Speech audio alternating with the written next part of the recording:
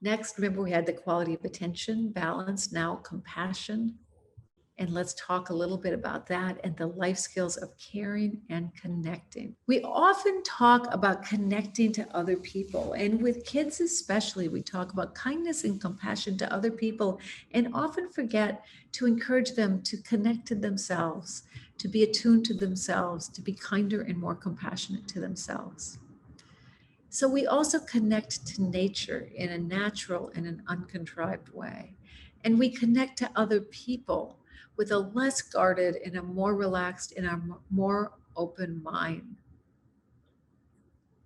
So when we are working with these life skills of caring and connecting, often we have to work with or consider conflict. And one of the things we talk to kids and parents about in connection with conflict is something called the backward law. And sometimes the harder you pull against conflict, the stronger the conflict becomes. This is similar to that pink elephant slide we had earlier. Remember, what we resist persists. The more if you think about a pink elephant, then it's very hard to stop thinking about them. And the more you think about the pink elephant, the harder it is to stop. In the same way, in a conflict situation, often the harder you pull against that rope, if it's like a metaphorical game of tug of war, the greater the conflict becomes. So often we just ask parents, can you drop the rope? Is this something that really needs to be fought over, or is this something you can just let go? And even if it is something that feels like it has to be managed or dealt with, is this the right time to do so?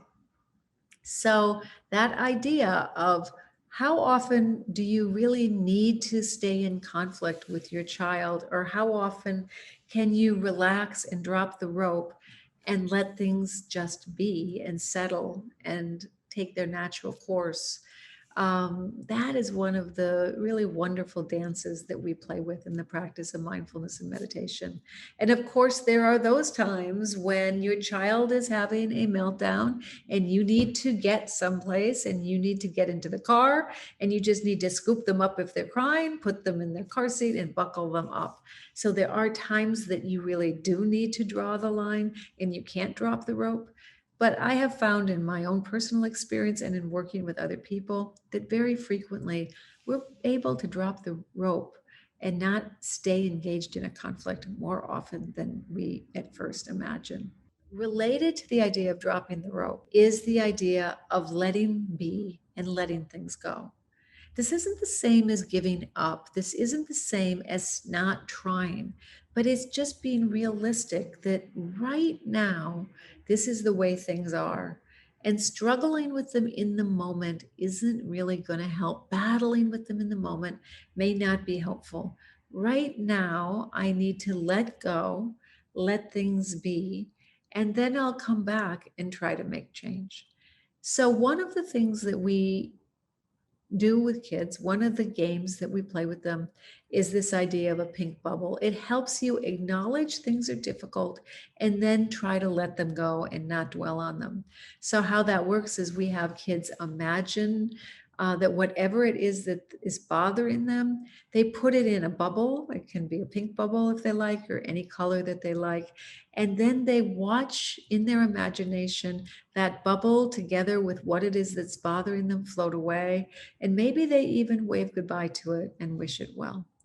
So teaching kids not to give up, but at the same time, not to battle with things where it's not going to be helpful to keep battling with them is really, really useful. And this very specific game of having, especially younger kids, imagine that whatever's bothering them, the thing that's bugging them, is in a bubble that is floating away, is a really fun and playful and useful way to demonstrate this concept.